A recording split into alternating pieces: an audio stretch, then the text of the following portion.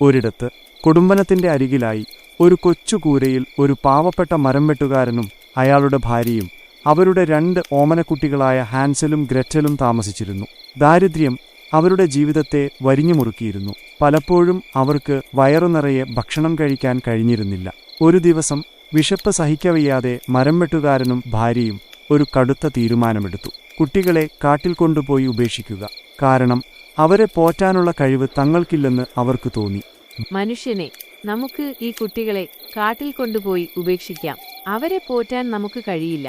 എനിക്കതിന് കഴിയില്ല. അവരെ ഉപേക്ഷിക്കാൻ എനിക്ക് മനസ്സു വരുന്നില്ല. എനിക്ക് വേറെ വഴിയില്ല. എനിക്ക് അവരെ ഉപേക്ഷിച്ചേ പറ്റൂ.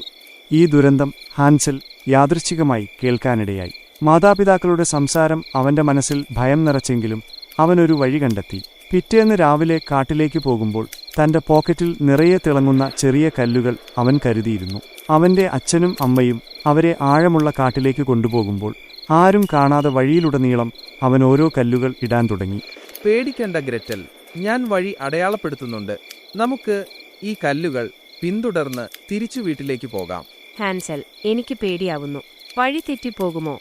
ഞാൻ വഴി കണ്ടുപിടിച്ചിട്ടുണ്ട്. നീ എന്റെ കൂടെ വാ, നമ്മൾ വീട്ടിലെത്തും. മാതാപിതാക്കൾ അവരെ കാടിന്റെ ഒരു ഉൾഭാഗത്തുപേക്ഷിച്ച് തിരികെ നടന്നു. പക്ഷേ ഹാൻസൽ ബുദ്ധിപൂർവ്വം ഇട്ടുവെച്ച കല്ലുകൾ പിന്തുടർന്ന് കുട്ടികൾക്ക് രാത്രി വീണ്ടും അവരുടെ വീട്ടിലേക്ക് തിരിച്ചെത്താൻ കഴിഞ്ഞു. വാതിൽ തുറന്നു മുന്നിൽ നിൽക്കുന്ന മക്കളെ കണ്ട് മരംവെട്ടുകാരനും ഭാര്യയും ഒരു നിമിഷം അമ്പരന്നുപോയി. മക്കളെ, നിങ്ങൾ എങ്ങനെ തിരിച്ചു വന്നു?